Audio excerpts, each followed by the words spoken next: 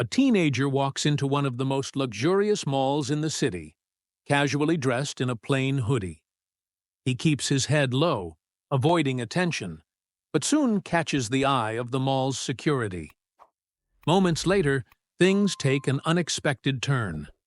The guards accuse him of not belonging, and in front of everyone, they escort him out like a troublemaker. What they didn't know was, this wasn't just any teenager. It was Barron Trump. What happens next? It's a moment that no one in the mall will ever forget. Stay with us, because this story will leave you speechless. Imagine stepping into a mall that feels less like a shopping center and more like a five-star palace. Gleaming marble floors stretch endlessly, polished to perfection, reflecting the warm, golden glow of enormous chandeliers hanging high above. The walls are lined with high-end stores, Gucci, Louis Vuitton, Chanel, each one showcasing their latest collections through dazzling window displays. Glass doors slide open silently as uniformed doormen greet every guest with a courteous nod. The air carries a subtle hint of luxury perfumes, blending with the soft melody of classical music playing gently in the background. Everywhere you look, there's a sense of wealth and exclusivity. Rows of designer handbags placed like rare artifacts, sleek cars on display that cost more than a small mansion, and even a fountain in the center of the mall where visitors occasionally toss coins, making wishes as if they're in a fairy tale. This isn't the kind of place where just anyone walks in. The people here exude affluence, men in tailored suits, women in designer dresses, and even children wearing outfits that cost more than an average paycheck. It's a space where appearances dominate, and judgments are often made at a glance. Amid this extravagant setting, a single figure quietly steps inside. He's tall, but carries himself with an unassuming demeanor. His face, though familiar to those who follow politics or media, remains calm and distant. It's Barron Trump. Unlike the other patrons who flaunt their wealth, Barron is dressed simply: faded jeans, sneakers, and a plain gray hoodie. There's no designer logo stamped across it, no expensive watch glinting on his wrist. He looks like any other teenager, blending into the background rather than standing out. He doesn't enter with the air of someone important or privileged. Instead, he seems relaxed, maybe even slightly shy, as if he's just there to browse, not to impress. But in a place like this, where luxury and style reign supreme, appearances speak louder than words. Barron's casual outfit is a stark contrast to the carefully curated elegance of the mall's patrons. He walks past a group of wealthy shoppers who glance at him briefly before turning away, their faces reflecting silent judgment. In a place like this, a hoodie isn't just a hoodie, it's a symbol that you don't belong. This mall isn't just a place to shop, it's a statement. For many who visit, it's about more than buying things. It's about showing off their status, their wealth, their place in the world. Here, people are treated based on how they look and what they wear. A sleek suit or a designer dress ensures you're treated like royalty. But a hoodie? That's a red flag. For the mall's staff, this unspoken rule is gospel. The security guards are trained to spot anything or anyone that might disrupt the image of luxury.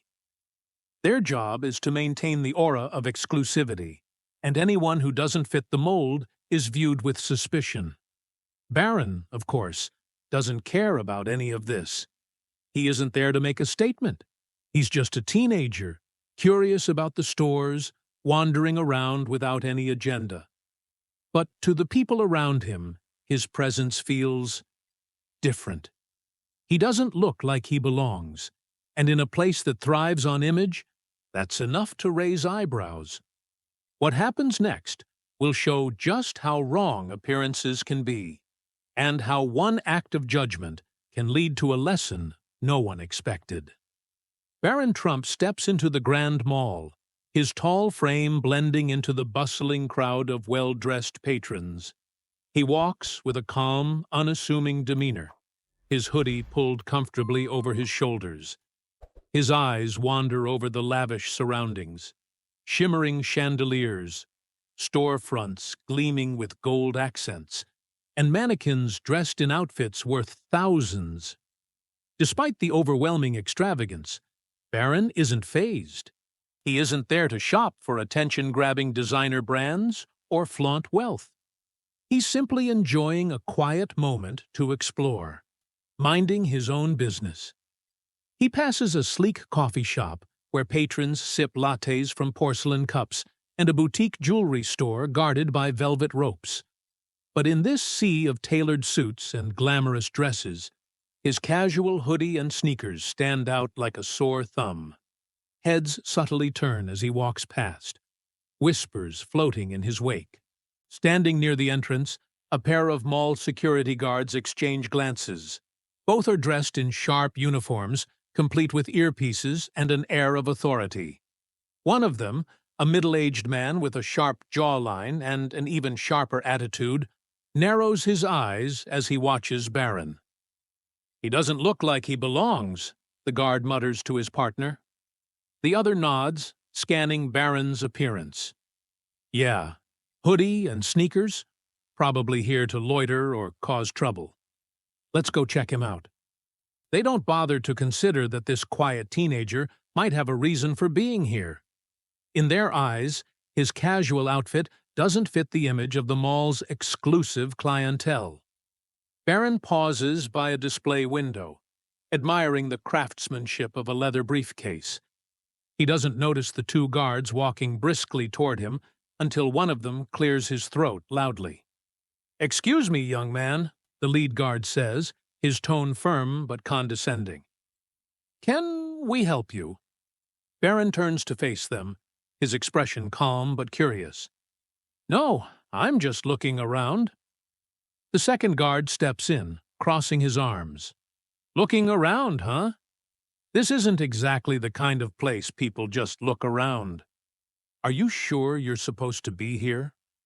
Barron raises an eyebrow, surprised by the sudden interrogation. "I don't see why I wouldn't be," he replies politely. There's a subtle edge to his voice. The lead guard smirks, gesturing to Barron's hoodie. "This mall has a certain standard, kid. We don't want anyone disrupting the environment. You understand, right?" It's clear they've already made up their minds about him. To them, he's just another teenager in casual clothes, someone who couldn't possibly belong in such a high-class setting. Other shoppers begin to notice the scene unfolding, their gazes flickering between Barron and the guards. Some look intrigued, others uneasy, but no one steps forward to intervene. Barron, maintaining his composure, replies, "I wasn't aware a hoodie was against the rules." The guards exchange a glance, their patience wearing thin.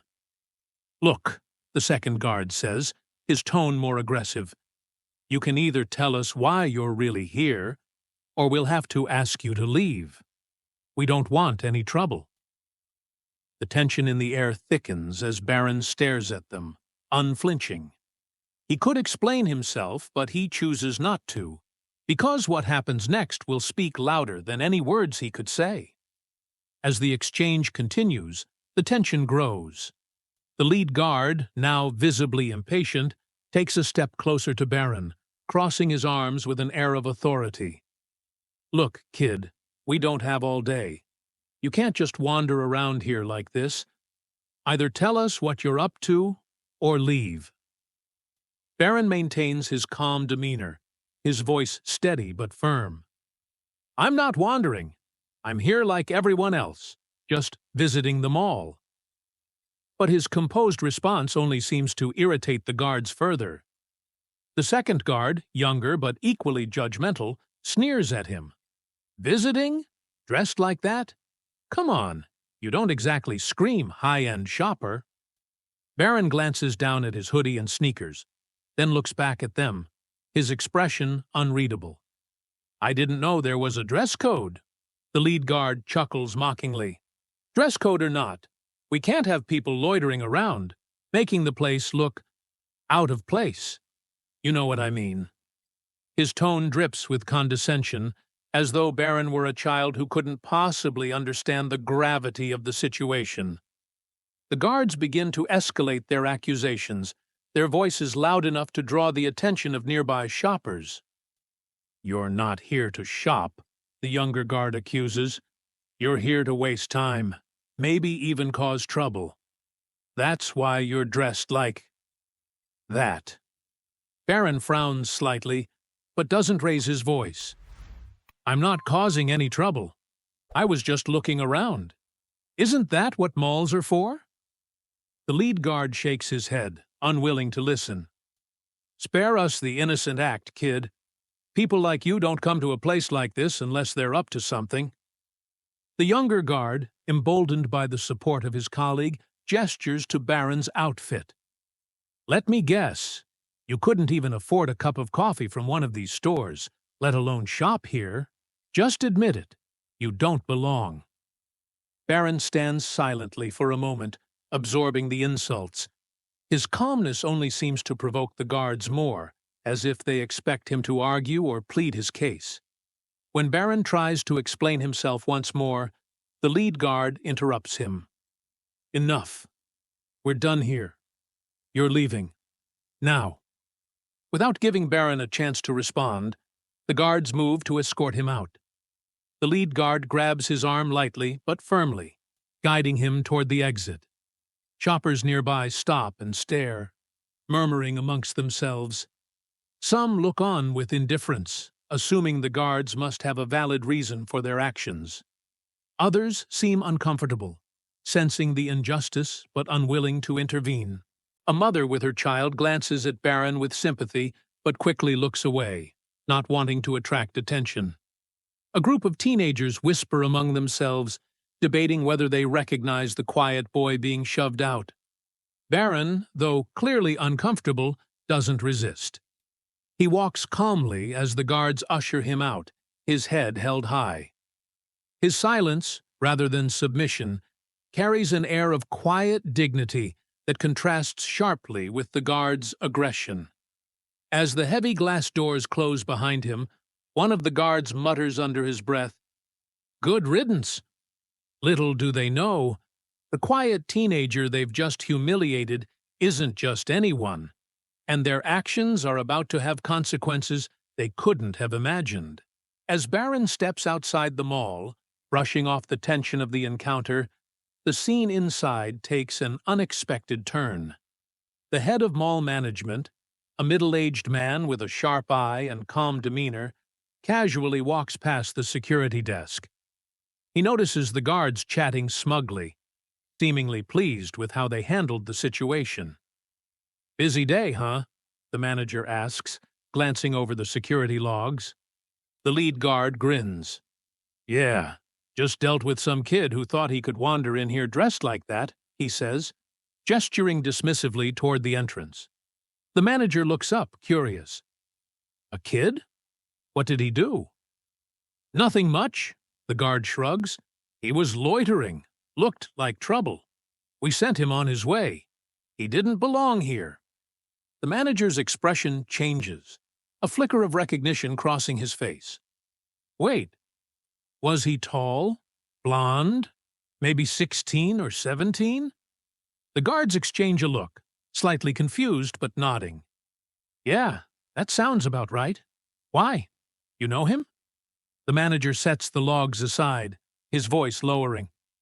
"Tell me you didn't just kick him out." The younger guard chuckles nervously. "Why? Was he someone important?"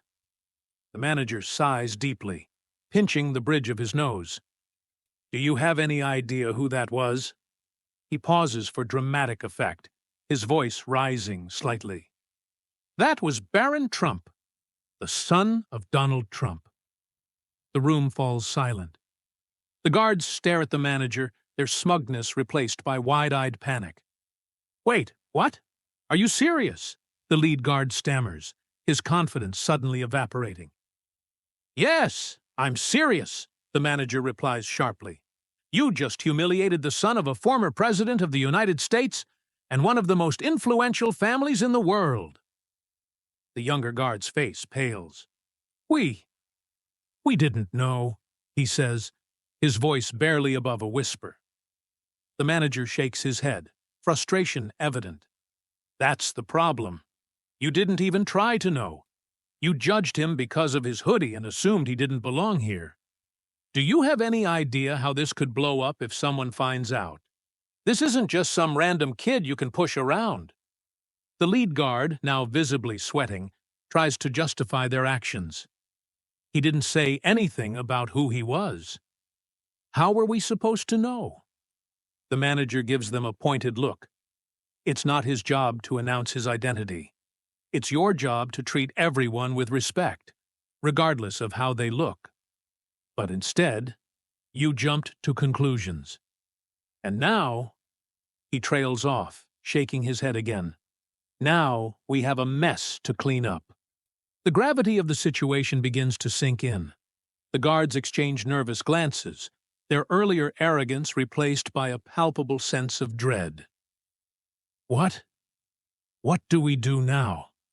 The younger guard asks hesitantly. The manager takes a deep breath, his tone firm. First, you're going to apologize. And then, you're going to hope that this doesn't turn into a headline that tarnishes this mall's reputation. He picks up his phone and starts dialing. I'll see if he's still outside. You two better be ready to explain yourselves.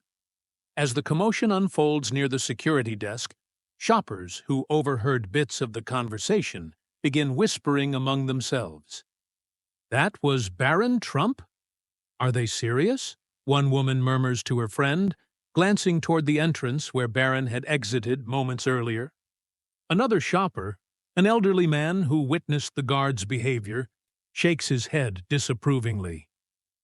I knew there was something wrong about how they treated that boy. You could see he wasn't causing any trouble. The whispers grow louder, creating an undercurrent of tension in the air. The guards stand frozen, their earlier confidence shattered. The lead guard clenches his fists, clearly grappling with the weight of his actions. The younger guard, now visibly shaken, mutters, "What if he tells someone?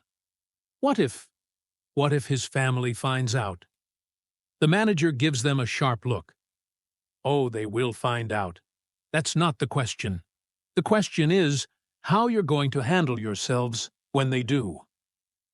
As the manager heads toward the entrance to locate Barron, the guards are left behind, their minds racing with thoughts of how quickly their day has unraveled. Little do they know, the real lesson in humility is still yet to come. The mall doors swing open as the security guards step outside, scanning the area with urgency. The lead guard, his earlier arrogance now replaced with visible nervousness, spots Barron sitting on a nearby bench, quietly scrolling through his phone. His hoodie still pulled up slightly, Barron looks calm but distant, clearly trying to process the events that just unfolded.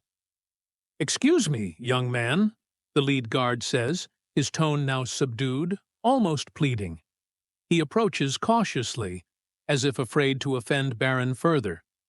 Barron looks up, his expression unreadable. "Yes?" he says simply, his voice steady. The younger guard shifts uncomfortably beside his colleague, fidgeting with his security badge. We need to apologize," he stammers, glancing nervously at Barron. "We made a mistake. A big mistake." The lead guard jumps in, attempting to explain. "You have to understand, we were just following mall policy. You know, keeping an eye out for anything unusual." Barron raises an eyebrow, his calm gaze piercing. "Unusual," he repeats, his tone neutral but with an edge of quiet disappointment. The guard hesitates, realizing how poorly his words sound now. "What I mean is, we didn't know who you were. If we had known—" Barron cuts him off, his voice firm but composed. If you had known. So, it's about who I am, not how you treated me. The guards exchange an uneasy glance, caught off guard by his response. The younger guard steps forward, his voice trembling. Look, we're really sorry. We didn't mean to offend you. It was a misunderstanding. We were just doing our job, trying to keep things running smoothly. Barron looks at him for a long moment, then sighs softly. Your job is to protect people and make them feel safe, not judge them based on how they look. The words hang in the air, striking a chord of truth that neither guard can deny. For the first time, the guards see the situation from Barron's perspective. His calm demeanor only amplifies the gravity of their mistake. He isn't yelling, he isn't making a scene, he's simply holding them accountable with quiet strength.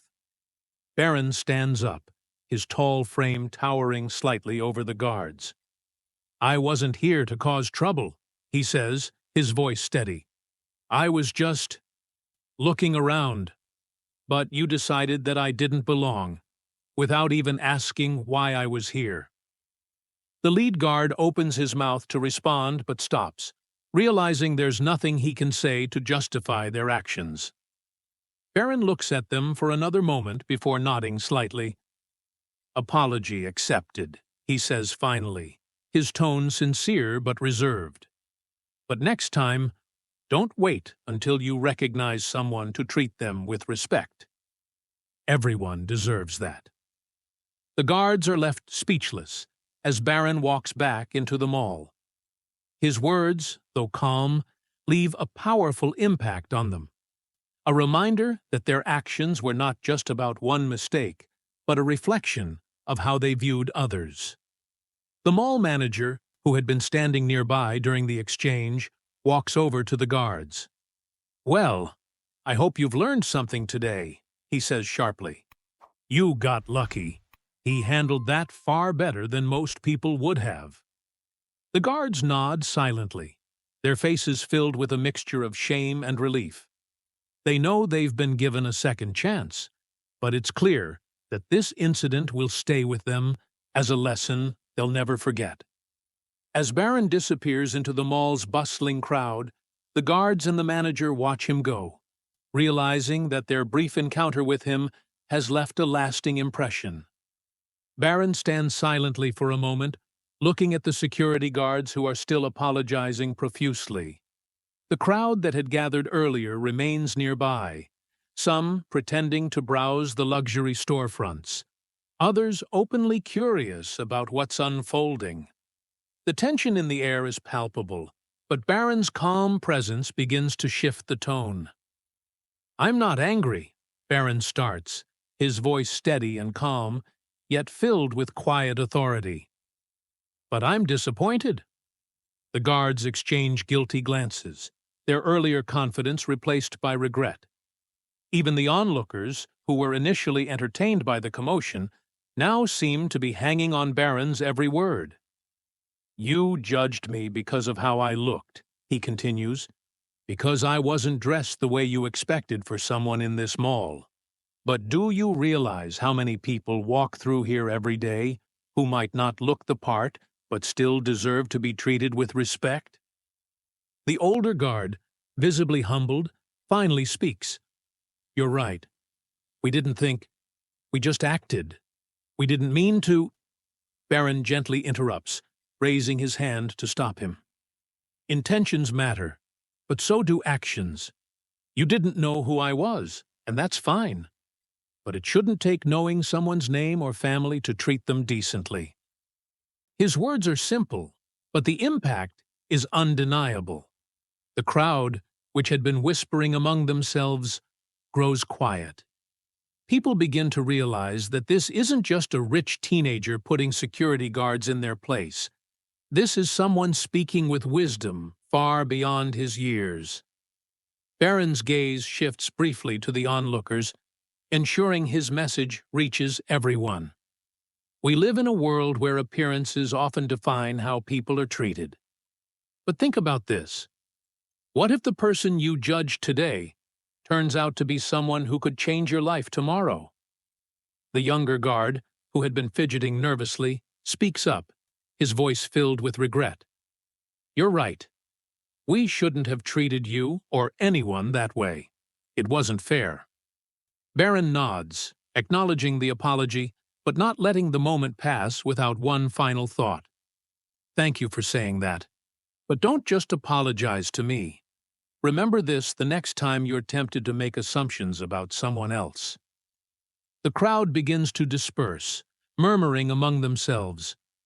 Some people appear moved by Barron's words, while others seem embarrassed for having watched the earlier incident without intervening. As the guards step back, visibly shaken by the encounter, Barron gives them a small, understanding smile. "We all make mistakes," he says. "What matters is how we learn from them." Without waiting for further acknowledgement, Barron adjusts his hoodie and walks calmly back into the mall. He doesn't demand special treatment, nor does he dwell on what just happened. For him, the lesson has been delivered, and there's nothing more to say. As he disappears into the crowd, the guards and bystanders are left reflecting on their own actions. The mall, once a symbol of exclusivity and wealth, feels a little different now.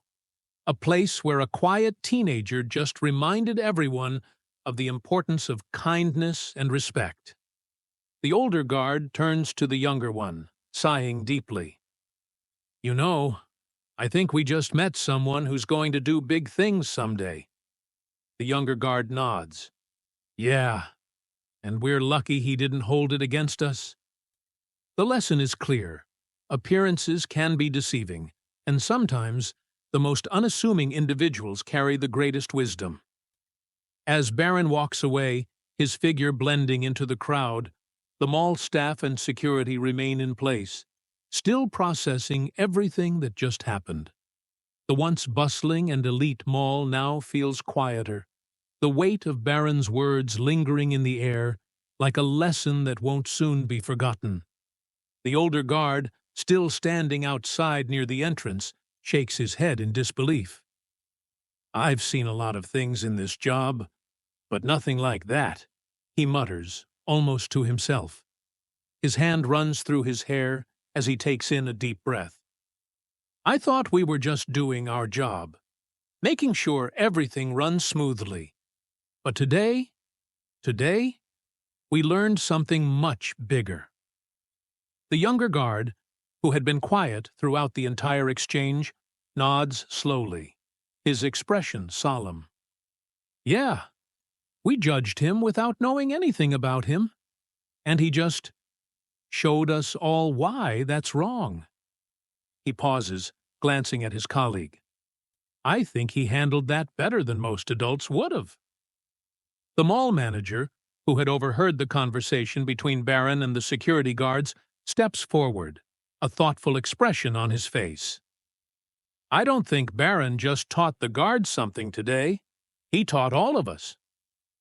The manager turns to look at the crowd, where some shoppers are still discussing the incident. "We all get so wrapped up in appearances, don't we? We think we can tell someone's worth just by what they wear or how they look. But we're missing the point." The manager looks back at the guards. "It's about respect. It's about seeing people for who they are, not just what they have or what they look like. Barron reminded us of that today." The security guards exchange a long, silent look. The gravity of the situation hasn't fully sunk in until now. The realization hits them hard. In that brief moment, they had been the ones who were out of place, their assumptions and quick judgments the real cause of the disturbance. "Maybe we need to rethink how we do things around here," the older guard says quietly, his voice filled with sincerity. "I don't think we'll be treating anyone the same way again." The younger guard looks around at the mall's shiny storefronts, polished floors, and the elite shoppers walking by. "Yeah, and maybe it's time we start treating everyone like they belong here, because we all do." Meanwhile, Barron continues to walk through the mall, his expression calm and composed, just as it was when he first entered. The hustle and bustle around him seem to fade away as he heads toward the exit, unaware of the ripple effect his brief encounter has caused. There's no grand gesture, no dramatic moment, just Barron, quietly moving through the space. His actions have spoken volumes, leaving behind a lesson that will echo far beyond the walls of the mall.